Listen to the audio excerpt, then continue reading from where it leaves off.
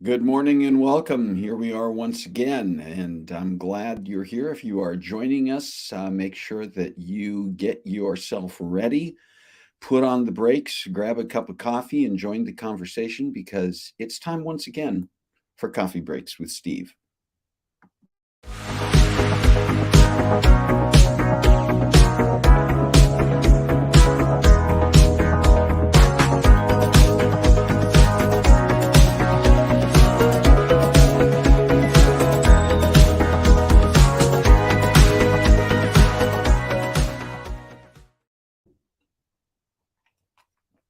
Well, if you are noticing that my surroundings seem a little bit different than usual, it's because I'm not at home. I'm not in my home studio this week. I am actually broadcasting from Gaston, Oregon.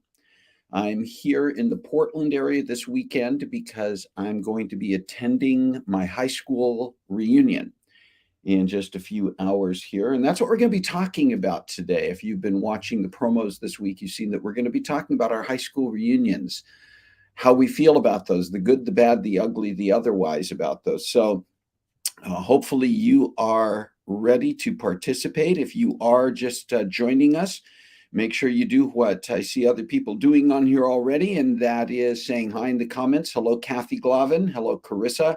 Kim Baker, good morning or good afternoon. Happy Catterday. Absolutely. Jerry Thompson. Shalan is here. All right. Yeah. Kim, we're going to talk about those. Why the ones that we've gone to, the missed opportunities or choices that we've made for whatever reason, and the opportunities that may present in the future. My situation, we're going to talk in general, but I'm going to share a little bit about my reunion because the high school I went to was different anyway, unique. I grew up in Portland, east side of Portland. If you're familiar with Portland, Oregon, I know Jerry Thompson is very familiar with what I'm talking about. So is Jay Zetterval. Good morning, Jay.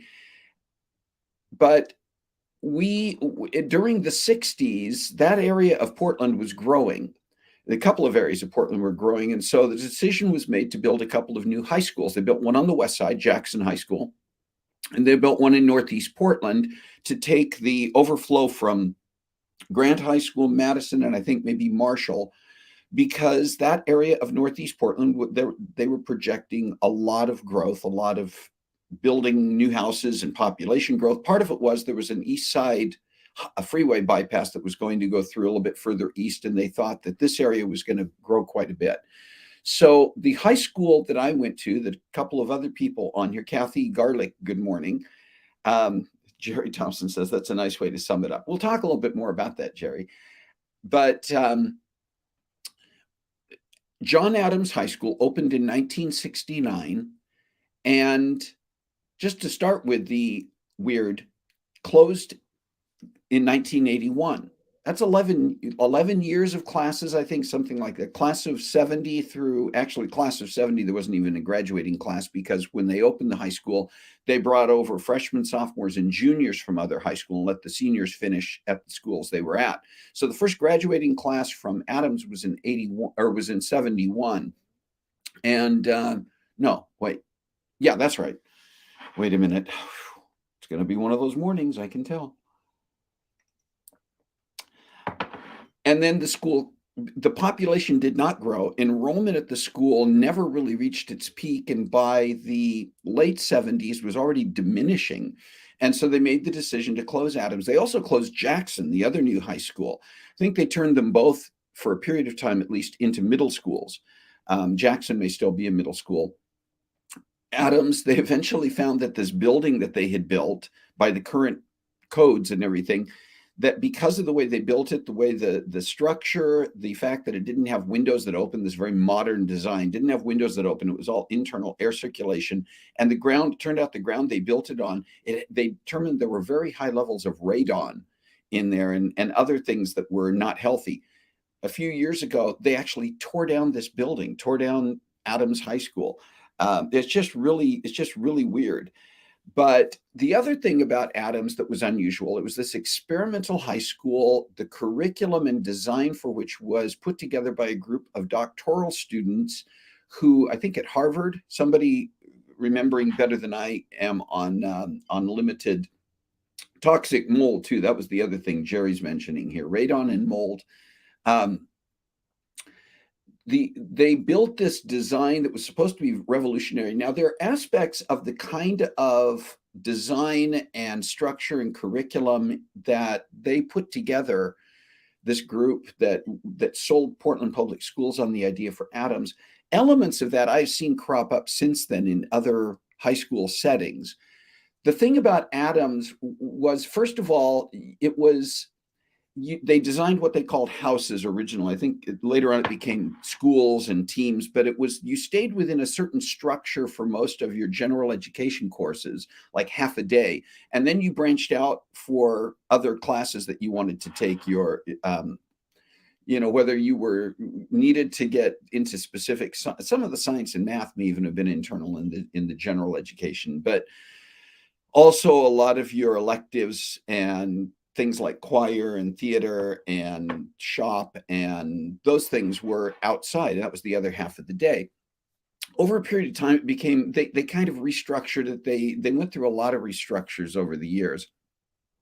But one of the things that generated was that you didn't necessarily associate with people on the basis of, I'm a freshman, sophomore, junior, or senior. You associated with people on the basis of what school or team you were in and what types of other extracurricular things were a part of your social setting.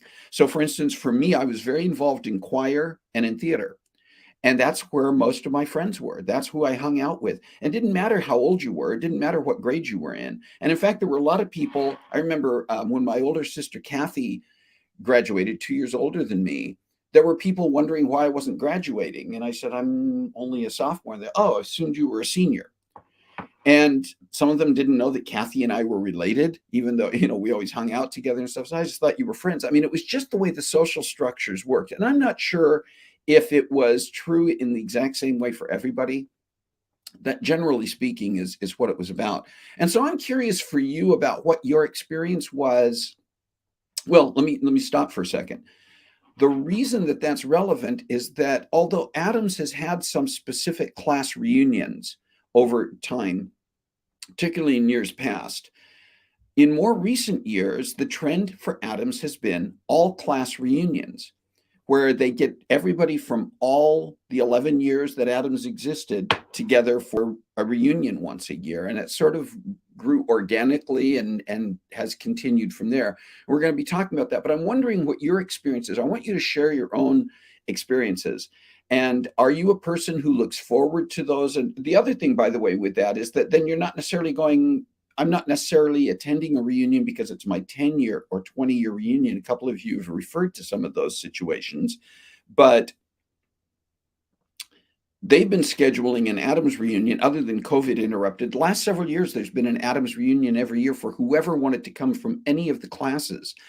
And it creates an entirely different environment. And it's relevant to Adams because if I were just going for the class of 74, which was my graduating class, I would see people I knew, but I'd be missing a lot of people who were from the classes of 71 through 81, 80 or 81, or whatever the last graduating class was, because I knew people from all of those classes, either by direct association or because of siblings who were close to those people. So it's just interesting. But a few days ago, I had an opportunity to speak with Rosemary Hardin, who is the organizer, has been the organizer in recent years for the Adams reunions.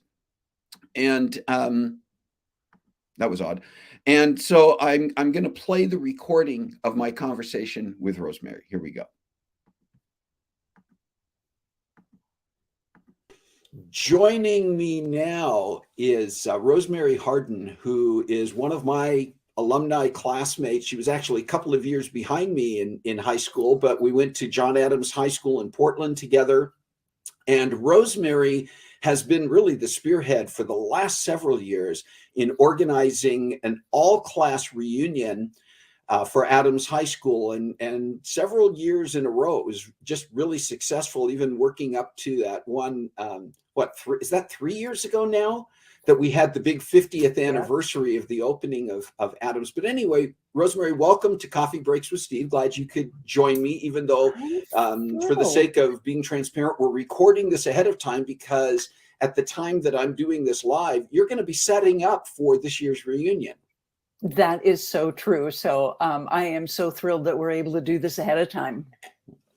I just appreciate that you were willing to take time out to join me. But I wanted to talk a little bit, and I've been sharing a little bit about this during the show already.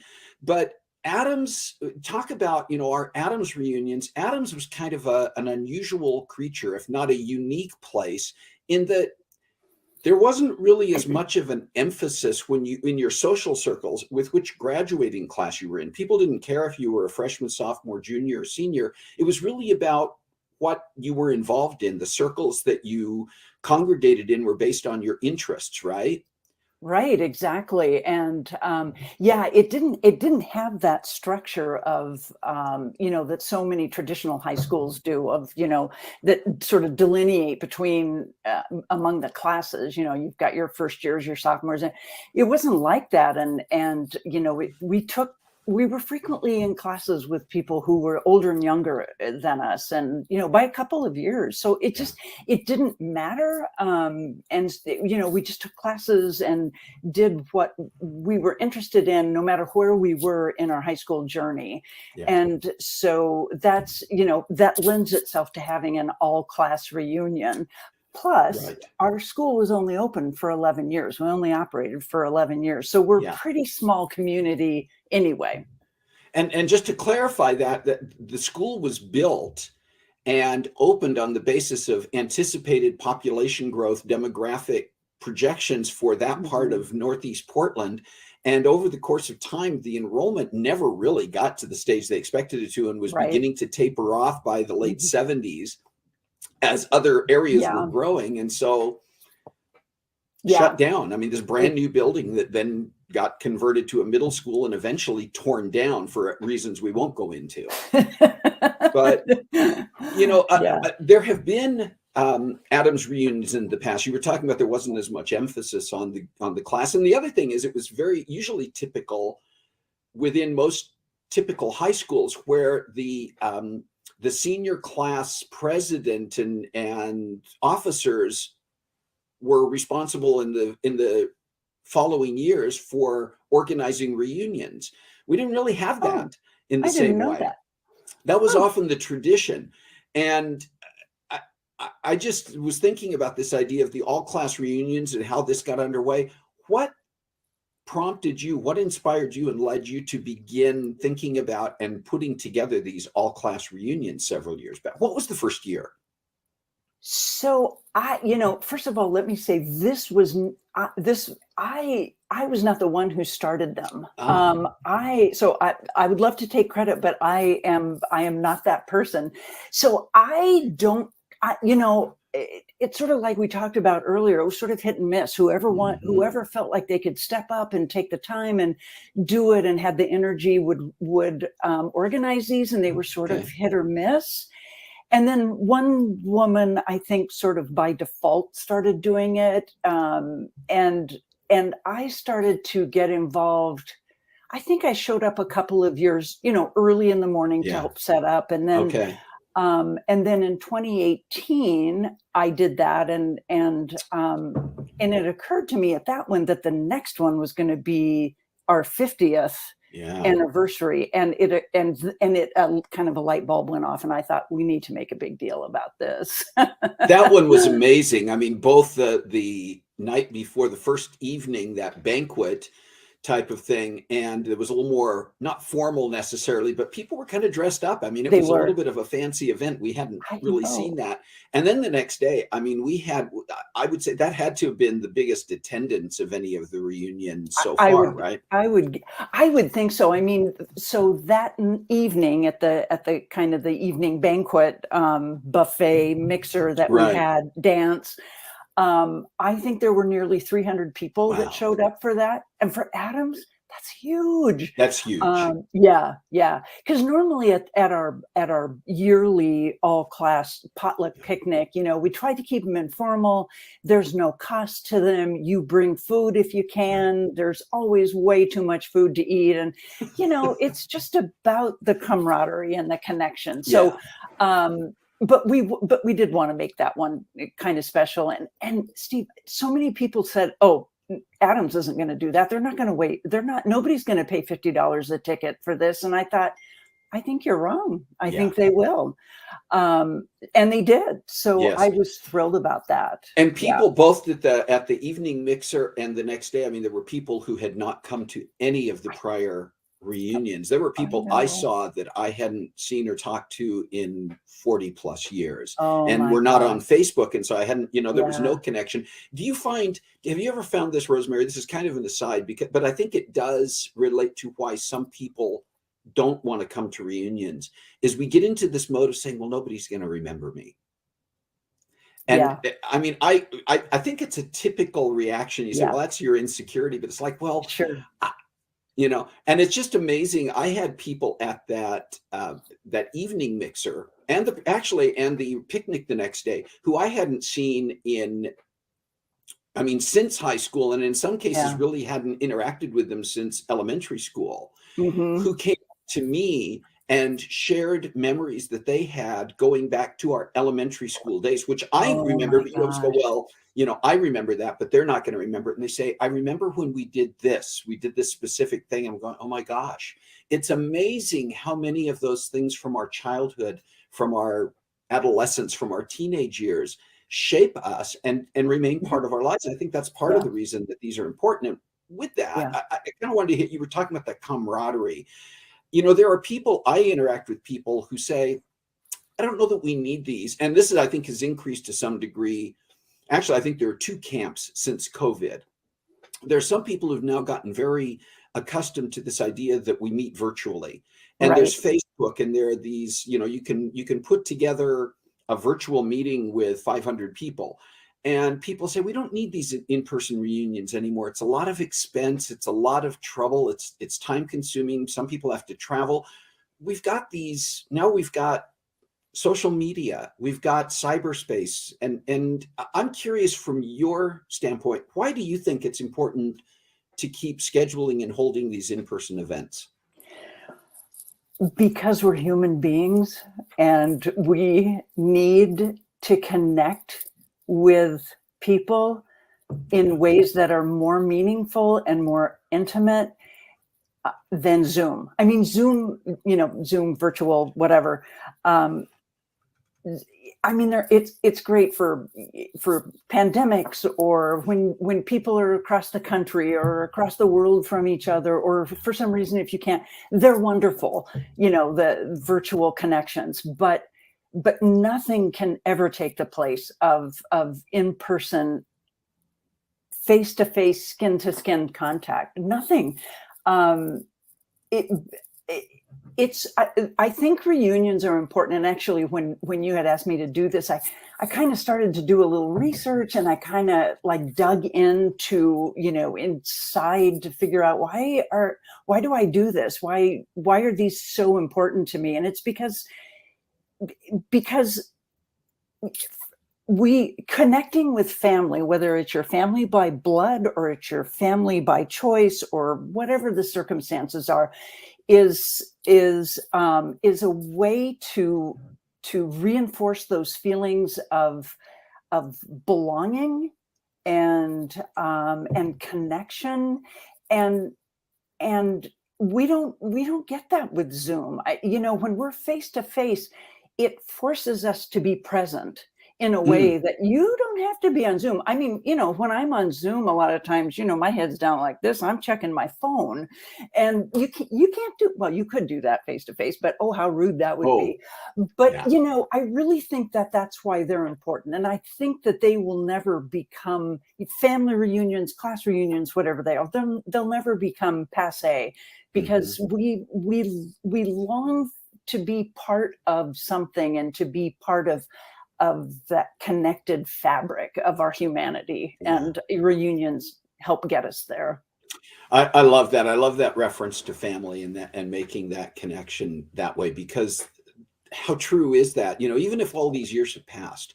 And again, I think there are things that people we all in our own insecurities, and I think insecurities Yeah. sometimes are tied in with ego, if we're Yeah. really Yeah. honest. But Yeah. this idea that, you know, whatever our memories are, whatever relationships were, there's that idea that, well, I had a falling out with so and so while we were in high Right. school, and we never really said, I'm sorry. Isn't it funny? I've talked to so many people who say, I was afraid to see that person because we kind of were a little bit of rivals in high school.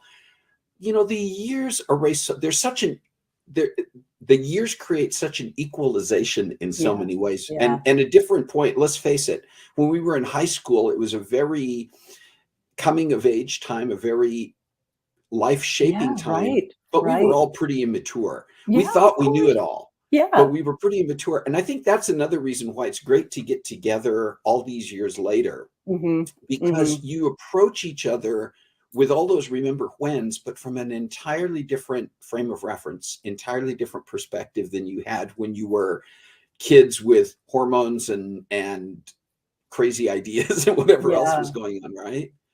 You know, the very first Adams, well, no, it wasn't the very first Adams reunion, but it was one of the first ones that I had been to in a very long time. And I'm trying to think how long ago it was. I think it was like 2012 or 2013. And there was a fellow who showed up at the reunion, and I had not seen him since high school. And we, I had a memory of like not being treating him very respectfully in high school. I was not very nice to him, and when I saw him there, it gave me the opportunity to apologize to him. And Wow. Steve, it was one of the most healing things ever. I mean, it wasn't like I was a horrible, horrible person. I just didn't treat him very nice, and he didn't deserve that. Yeah. And so it was so healing to be able to say, I didn't treat you very well in high school, and I'm really sorry. And he was so gracious, and he didn't say, oh, that's okay, you know, that kind of thing that we tend to do. Oh, you know, downplayed, it's okay. He just sort of looked at me and and thanked me. And so we've been friends since, and he's been to my house, and you know, it's he will be there on Saturday, and coming from out of town like you. So I mean, it's, you know, it reunions provide that opportunity to kind of Yeah. right some of those wrongs, no matter how small or how big they were. I agree. I think that's, I'm glad you shared that because I was going to ask you if you had any particular memories, special moments. I think the other one is to say, is to ask you, in your experience in organizing and particularly in attending the reunions, have there been any moments that were absolute shockers or surprising to you, either in terms of somebody who came or just Hmm. something that came up during a reunion? Anything come to mind? I know it wasn't something we talked about ahead of time. I was just Right. curious. No, I'm just trying trying to think. I did there was a so this is gonna make me sound like I was just a horrible person in school, but, you know, we all have those people that maybe we weren't as nice to as we could Yeah. have been. Oh, no, So there that's was true. another guy who, who he was actually my first boyfriend in high school, and I Okay. didn't break up with him in a Oh, very nice way. yeah. And so I saw him at a reunion a few years ago, and so I got to apologize to him too. And he, without missing a beat, he said, "Rosemary, you're the reason I'm gay." Oh. It was, I mean, without missing a beat, it was Oh, hilarious. that's So yeah, could so you that ask for is a better response than that? I mean, that's no, I mean perfect. that was perfect. Yeah, I know, perfect. at the 2019 reunion, again, there were people I saw on that Friday night that I was like, "Oh my gosh." There was, my 2 of my 2 sisters who also attended Adams, Kathy, my older sister, and Carla, younger sister, were there on Saturday at the picnic. And there's a young lady who was very good friends with our family throughout high school. We kept in touch for a while afterwards. I was friends with her on Facebook, and then she's kind of disappeared. And I would check with other of our fellow alums, you know, choir people who we were all part of the same group. And when we were scheduling some of these reunions, and people were saying, can we find we didn't know where she was. Oh, And we didn't know if something had happened to her. We didn't know what had happened. And right. all of a sudden, we're at the picnic last year, and I think it was Kathy came up to me and said, "Oh my gosh, there's this person." We literally, I think, ran to her, and she was excited to see us. And it was just basically, she Oh, had just made a decision to go off of Facebook. She really wasn't on social media, but she gave her right. contact information, and it was Oh, just when I asked my sister, I said, was there a high point for you in terms of seeing people, because it was the first all class reunion she had gone to, and she mentioned finding that young lady. Now, I mean, oh, how many of us, we're not, none of us are we're, young anymore, we're, but we're still young. we're still, aren't we? Yes, we are. Thank you. I agree. And I think that's another thing, is we kind of re-engage with our youth when we come to these reunions. But Yeah. for Kathy, that was the high point for her of that Oh, entire reunion, was finding that person. Sometimes it's that one reconnection that makes all the difference. So I'm oh, just going to ask you, as we're kind of reaching the end of our time, okay. what advice would you give to somebody who was thinking about organizing a class reunion, whether it was for their graduating class or an all class Oh, or anything like this? Is there I've any got some advice when music you're, going on here. oh, that's okay. I don't know how this happened. I'm not That was hearing it right now. weird. I heard it briefly, but that's okay. It may have been, Sorry maybe about that was that. your, maybe that was the, like at the Oscars when they say, okay, you've been on stage long enough and we're going to start to play the music to get you off. Because I said we've gone for a while here. No, but what advice would you give someone? What would you say, both either the good or the bad, or just things to pursue, things that you've learned to don't do this? Is there anything advice that you would give to somebody who is thinking about organizing their reunion? Yeah. One of the mistakes that I made very early on was there was a lot of interest. A lot of people said, I want to be involved. I want to be involved. I want to help out. And it was overwhelming to me. I mean, it was Oh, overwhelming. And I didn't know how to bring them in. And they were, there were people who were kind of upset with me, understandably so. And I wasn't trying to exclude anybody or shun anybody. I just didn't know how to bring them in. mhm. And so I talked to somebody who has a lot of experience organizing class Oh, reunions, and her advice was open up your committee meetings and let people know when they are, and whoever wants to show up can show up. And so oh. we did that. And nobody ever showed up, but they had the opportunity to, they knew they could if they Yeah. wanted to. So that I would definitely give that as a little piece of advice. The other thing is there's a lot of services out there online that provide like reunion websites, Yes. which was really an incredible find for us because people could pay for their tickets for the big bash Friday night through the website, and we could post real-time information and photos, and I mean all those things you do with a website. So and there are a lot of them out there. Just read the reviews and see which ones you think are best. And but those are probably the two pieces of advice. And the third is just have fun with it. I never let myself get too tied in or too many expectations, because Yeah. I knew it would be wonderful no matter what happened, and it was truly incredible. At least I thought so. I had a I great think so. time. I think so. I'm My glad that final you did. question Yeah. for you would be, and I think we've already addressed this to some degree, but maybe just in a few words. Somebody has gotten an invitation to the reunion, and they're trying to decide, maybe it's the first time that they're even thinking about whether they should attend. What would you say to the person who's going, I don't know if I should go or not? Maybe didn't feel like I was that popular, or maybe it's just too many years have passed. What would you say to the person who's trying to make the decision whether or not to go to their class reunion? Well, the first thing I would say is that if you think nobody is going to remember you, you're wrong. People will remember you. So don't let that and don't let your high school insecurities keep you from exploring that. But I loved high school. I had a great time in high school. Not everybody feels that way. Yeah, So if you have no interest in going to your high school reunion, don't force it. Don't go, because they're not for everybody. But yeah, if you're at all curious, go go to one, and if you don't like it, you don't go back. And you But don't you have to might stay even. I mean, if exactly, if you're it gets right, awkward, you exactly, can exactly. depart. But if Yeah. you give it a chance, you might really reconnect with some old friends that you didn't know you mattered to so much. Yeah, I like that. I think that's all great advice. Well, I'm going to end this, but I want to say I'm not going to give out information about where our reunion is going to be, et cetera. All I'm going to say is if you are an Adams alum and you're watching this and you didn't have the information, you can go to the Facebook page for Adams High School and you'll find the information there. And hopefully if you're close by, you can make a last minute decision to show up. But all else I will say is, Rosemary, thank you so much for joining me. Thank you so much for all the work you put into organizing this reunion and the ones in the past. I think from Thank me, you. it has been one of the joys of my recent years in adult life to be able to come and share time at these reunions. And I'm looking forward Thank to seeing you. you very soon at this one. Yes, in less than 48 hours. That's right. Yeah. All right. Well, Safe take care. travels, and Thank you. we'll see you Saturday. All right. Thanks, Rosemary. Okay. Bye. Thanks, Steve.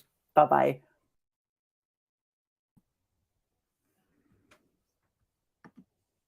All right.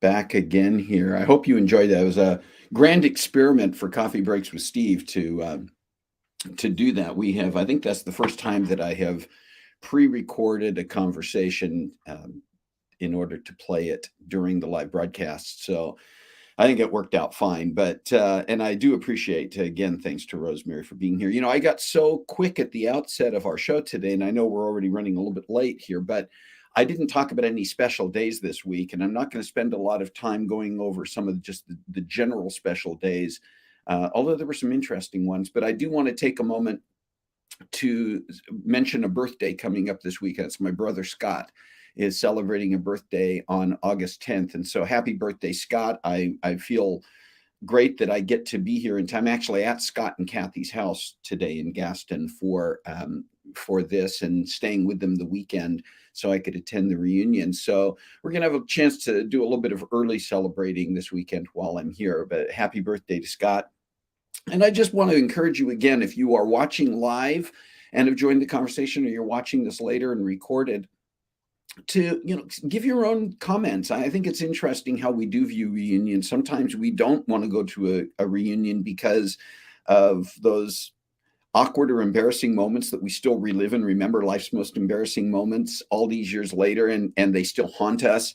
Or there were relationships that were hurt, and we either carry the pain of that, or we're concerned about encountering some of those people.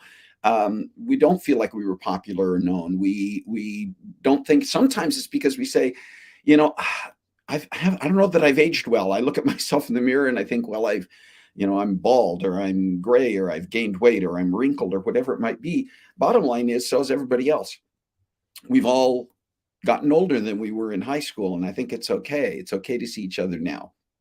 And sometimes we're just, again, we talked about in that conversation, we've gotten used to being able to meet virtually because we still carry certain concerns about our health or just our own personality style. We just want to do the virtual thing. There are also some positives. I think it's great to get back out there and be meeting in person, as Rosemary talked about. Sometimes some of us have very good memories of high school and want to reconnect and talk about the remember when type of moment. So as Rosemary said, though, it's not for everybody. So if you've got those opportunities, think about how you want to approach them. If you're an organizer for a reunion, think about the resources and maybe share some of those. We're going to put some things on the Coffee Breaks Roundtable to follow up with this. But I do want to take just a few minutes today, talk about what's going to be coming up next week. And next week, we're actually going to be talking about something that I think is interesting. If I can get my screens to work correctly. There we go.